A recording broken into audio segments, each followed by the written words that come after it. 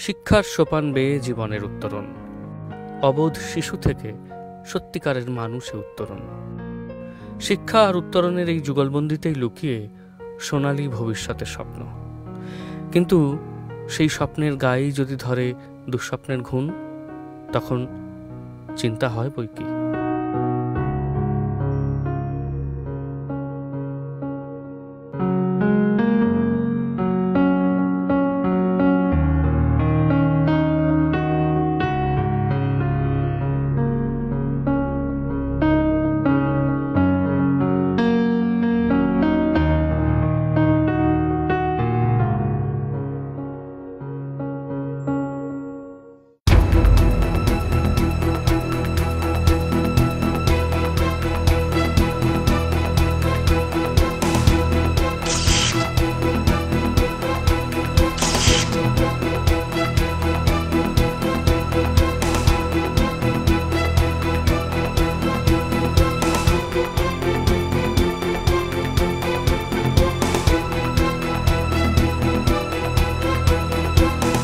কখনো ছাত্রদের উপর পুলিশি নিগ্রহ, কখনো পড়ুয়াদের দ্বারা শিক্ষকের নিগ্রহ, আবার কখনো ছাত্র রাজনীতির জেরে পুলিশের প্রাণ যাওয়া। পশ্চিমবঙ্গে এই সবকটি ঘটনাই গত কয়েক বছরে ঘটে চলেছে আজও। কতখানি বদলাচ্ছে সময়, সময়ের দাঁড়িপাল্লায় এখন সেইটাই মেপে নেবার সময় এসেছে।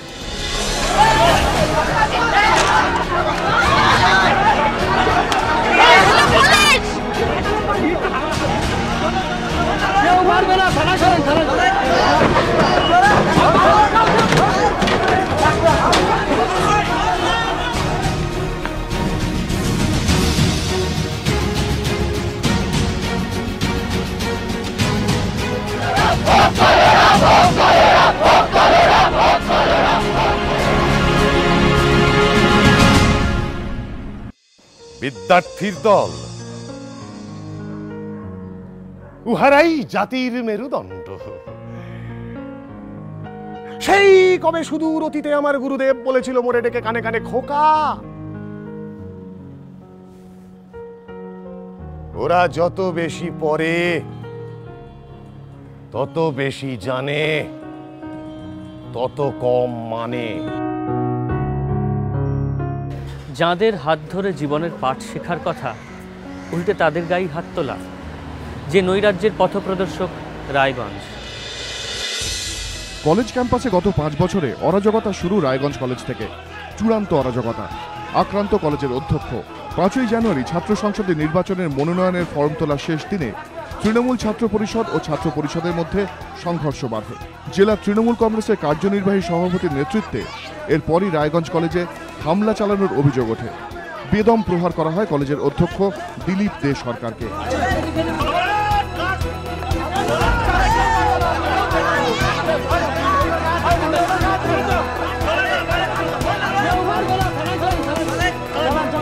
রায়গঞ্জে যখন তৃণমূল ছাত্র পরিষদ কাঠ গড়ায়, তখন মাঝদিয়ায় এসএফআই। রায়গঞ্জের ঘটনার দুদিন পর 7ই জানুয়ারি অধ্যক্ষ নিগ্রহের অভিযোগে উত্তাল হয়ে ওঠে মাঝদিয়ার সুধীরঞ্জন কলেজ। গ্রেফতার করা হয় 3 এসএফআই সমর্থককে। নৈরাজ্যের ভিড়ে জন্ম নেয় বিভেদের প্রাচীর। মাঝদিয়া কলেজে গ্রেফতার করা 3 এসএফআই সমর্থকের বিরুদ্ধে জামিন অযোগ্য ধারায় মামলা দায়ের হয়। রাজ্য সরকারের বিরুদ্ধে বৈষম্যের অভিযোগ তোলে বিরোধীরা। প্রশ্ন তোলা হয়, মাঝদিয়া কলেজে অভিযুক্ত ছাত্রদের বিরুদ্ধে জামিন অযোগ্য ধারায় মামলা, আর রায়গঞ্জে অধ্যক্ষ নিগ্রহের ঘটনায় অভিযুক্ত তৃণমূল নেতা তিলক চৌধুরীদের বিরুদ্ধে জামিনযোগ্য ধারায় মামলা কেন? কখনো বা শিক্ষাঙ্গন কাঁপিয়েছে শাসক দলের ছাত্র সংগঠনের হাততালি।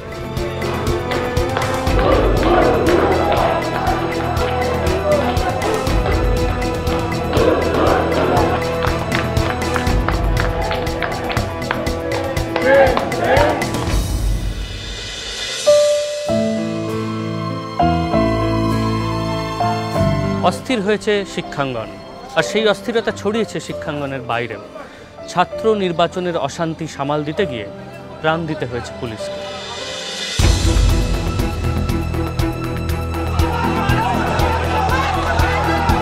ছাত্র সংসদের ভোট, আর তাকে ঘিরে রক্তাক্ত উর্দি।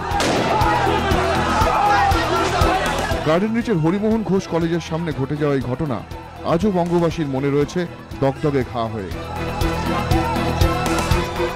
তাপস চৌধুরী, তাকে যেভাবে মরে যেতে হলো চোখের সামনে দেখলাম।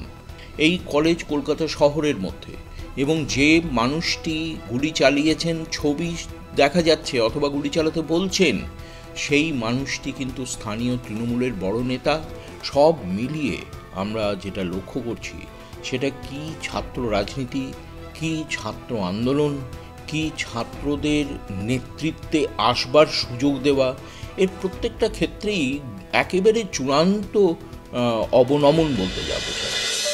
রক্ত ঝরেছে শিক্ষার লড়াইয়ে, রক্ত ঝরেছে শিক্ষার্থীরও। বারবার শিক্ষাঙ্গনের প্রাচীরে লেগেছে মৃত্যুর দাগ।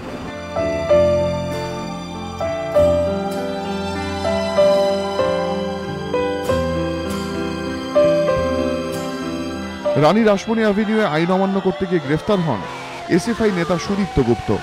তারপর আর ঘরে ফেরেনি ছেলেটা, ফিরেছে তার নিথর দেহ।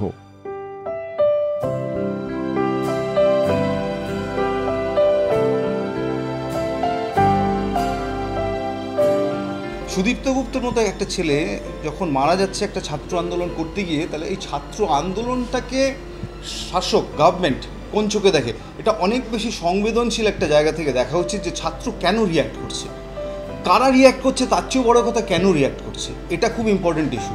সেই দাবির মধ্যে যৌক্তিকতা আছে। প্রতিবাদ এমন এক স্ফুলিঙ্গ যা কেবল স্ফুলিঙ্গ হয়ে ফুরিয়ে যায় না, তা ছড়িয়ে পড়ে আগুন হয়ে এবং দেখতে দেখতে হয়ে ওঠে দাবানল। অন্তত পশ্চিমবঙ্গের শিক্ষাক্ষেত্রের ইতিহাস তাই বলছে।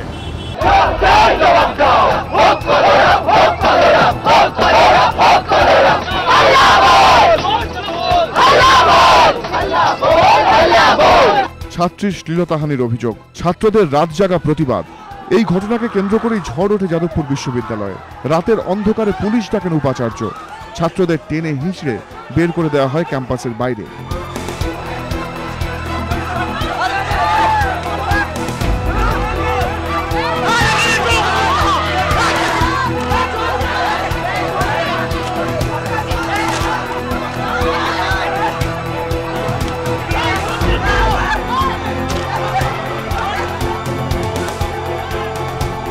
পাল্টা গর্জে ওঠে ছাত্র সমাজ, রাজপথে হোক কররব।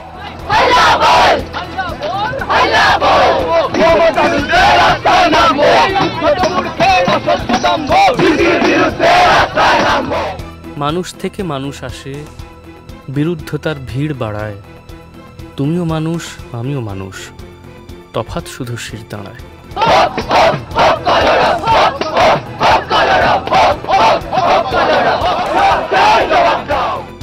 কোনো বিশ্ববিদ্যালয়ে মাননীয় উপাচার্যর অনুমতি ছাড়া পুলিশ ঢুকবে না। বিশ্ববিদ্যালয় স্বশাসিত সংস্থা এবং ছাত্ররা আমাদের জীবনের সবচেয়ে স্পর্শকাতর অংশ। সেই অংশ আমাদের কাছে কিছু হয়তো তাদের দাবি দেওয়ার অতিরিক্ত কিছু দাবি করতে পারেন, অনেক সময় এটা হয়, কিন্তু সেটা আলাপ আলোচনা, বিভিন্ন অংশ আছে বিশ্ববিদ্যালয়ে, সিনেট আছে, কাউন্সিল আছে, কোর্ট আছে, তাদের মধ্যে দিয়ে সেগুলোকে মিটমাট করা যায়। আমাদের সমস্ত পুরনো শিক্ষাবিদরা যারা উপাচার্য হিসেবে কাজ করেছেন কীভাবে সমস্ত সমস্যাগুলো মিটিয়েছেন, এই জায়গাটার অভাব হয়ে যাচ্ছে। আমরা দেখতে পাচ্ছি যে বিশ্ববিদ্যালয়ের উপাচার্য হয়েই তিনি নির্দেশ দিলেন পুলিশ বিশ্ববিদ্যালয়ে ঢুকবে। এই রকম ঘটনা ঘটার ফলে তাকে পদত্যাগ করতে হয়েছে। এটার মধ্যে দুঃখজনক আর কিছু নেই। সুমনের গান বলছে, এক ধরনের বিদ্রোহ হলো কবিতা, এক ধরনের বিদ্রোহ হলো গান। পৃথিবীর যত ফায়দা তোলার যন্ত্র করে দিতে চাই ভেঙে চুরে খান খান। বিদ্রোহ নানাভাবে হয়ে থাকে, কখনো মাঠে নেবে মিছিল স্লোগান, আবার কখনো ঘর থেকেই পদপ্রত্যাখ্যান।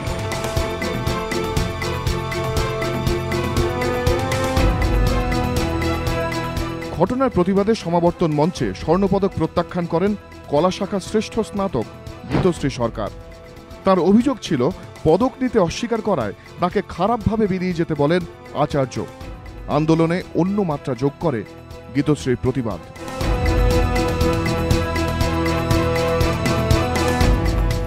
দাবি ওঠে, আন্দোলন হয়, শেষমেশ পদত্যাগ করেন উপাচার্য।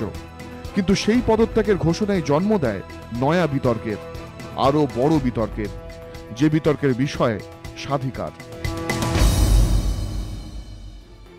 যেহেতু এখানে একটা আনরেস্ট চলছে এবং তিনিও চান কলেজে পড়াশোনা ঠিক মতো চলুক, শান্তি ফিরে আসুক, তাই তিনি নিজে এখান থেকে রেজিগনেশন করবার জন্য আমাকে জানিয়েছেন অফিসিয়ালি। আমরা ওনার ওপিনিয়নটা আমরা চ্যান্সেলরকে জানাবো। সুতরাং আমি আপনাদের অনুরোধ করছি যে উনি জানিয়ে দিয়েছেন, উনি অলরেডি আমাকে মেসেজ পাঠিয়ে। আমরা পরিষ্কার স্পষ্ট দেখতে পাচ্ছি যে ঘটনার কথা উল্লেখ করা হলো, সেই বিশ্ববিদ্যালয়ের হোক কলরব, যাদবপুর বিশ্ববিদ্যালয়ের ছাত্রছাত্রীরা এবং যাদবপুর বিশ্ববিদ্যালয়ের উপাচার্যকে যেভাবে পদত্যাগ করতে হলো, সেই পদত্যাগ করার ক্ষেত্রেটাই আমি বলি, পদত্যাগ করার ক্ষেত্রে মুখ্যমন্ত্রীর যে ভূমিকা আমরা দেখলাম, সেই ভূমিকাটা আমাদের পক্ষে অকল্পনীয়। মুখ্যমন্ত্রী এখানে এসে মাঝখানে দাঁড়িয়ে পদত্যাগ করতে বলে যে ঘটনাটি ঘটালেন, তাতে তার ভূমিকা যে এটি নয়, হওয়া উচিত নয়, সেটা আমরা জানি। অথচ সেই ভূমিকা তিনি গ্রহণ করেছেন। তিনি একজন ব্যক্তি মানুষ হিসেবে কৃতিত্বের দাবিদার হতে চেয়েছেন এবং উপাচার্য তার কথা শুনে, যে উপাচার্য অনড় ছিলেন, করবেন না, শুনে পদত্যাগ করলেন মুহূর্তের মধ্যে। এটি অত্যন্ত ভয়াবহ।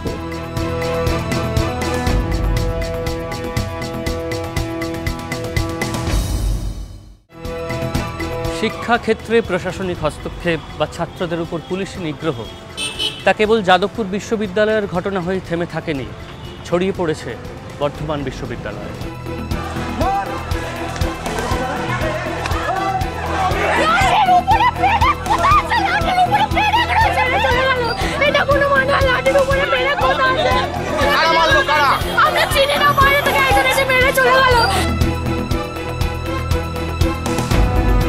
দখলদারির রাজনীতি দিয়ে কিন্তু শিক্ষাকে পরিচালনা করা যায় না। আমরা দেখছি বারবার অমর্ত্য সেন সামাজিক উন্নয়নের কথা বলছেন। আমরা জানি সামাজিক উন্নয়নের জন্য দরকার, অর্থনৈতিক উন্নয়নের জন্য দরকার একটা প্রকৃত শিক্ষা।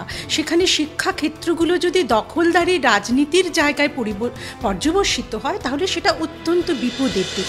শিক্ষার সঙ্গে রাজনীতির নৈকট্য এ রাজ্যে নতুন কিছু নয়, কিন্তু পরিবর্তনের আমলে সে নৈকট্য বেড়েছে না কমেছে তা নিয়ে বিতর্ক চলতেই পারে। তবে শিক্ষাঙ্গনের এই কুরুক্ষেত্রে অবলীলায় পা দিয়ে নজির সৃষ্টি করেছেন এক আইপিএস অফিসার। ক্যাম্পাসের ভিতরে ছাত্র খুন, প্রকাশ্যে একাধিক ফুটেজ, যাতে স্পষ্ট দেখা যাচ্ছে সেই তৃণমূল ছাত্র পরিষদ সমর্থককে, যার বিরুদ্ধে অভিযোগ উঠেছে ছাত্র পরিষদের সমর্থককে পিটিয়ে মারার।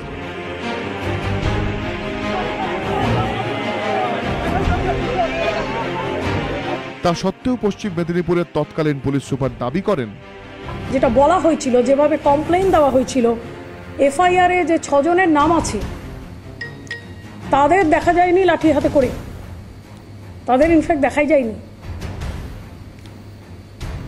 তাদের একদম দেখা যায়নি, লাঠি হাতে করে তো দেখা যায়নি, একদমই দেখা যায়নি।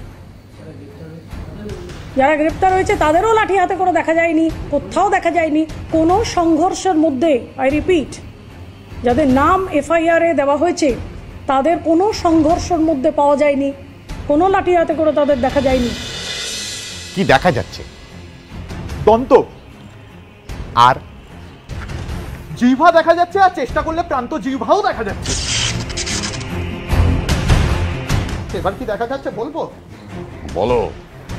মাছগুলো আকাশে উঠছে, পাখিগুলো জলে কিলবিল করছে, রাজারা প্রজা হচ্ছে, প্রজারা রাজা হচ্ছে, ঘোড়ায় ডিম পাচ্ছে। কখনো কৃতজ্ঞতায় নতমস্তক, কখনো আনুগত্যের ঋণ আদায়, বদলের দিন সবই দেখেছে। এই পথনাটিকা আমাদের অনেক কিছু বলে দিচ্ছে, সেই সঙ্গে খুব জরুরি একটা প্রশ্নও তুলছে। আর কতদিন পশ্চিমবঙ্গের বুকে এই পথনাটিকার দরকার পড়বে? কবে এমন একটা সকাল আসবে যে পথনাটিকার ছেলেমেয়েরা অন্য বিষয়কে তাদের বিষয় বলে বেছে নিতে পারবেন? এই প্রশ্নটা এখন তোলা খুব জরুরি।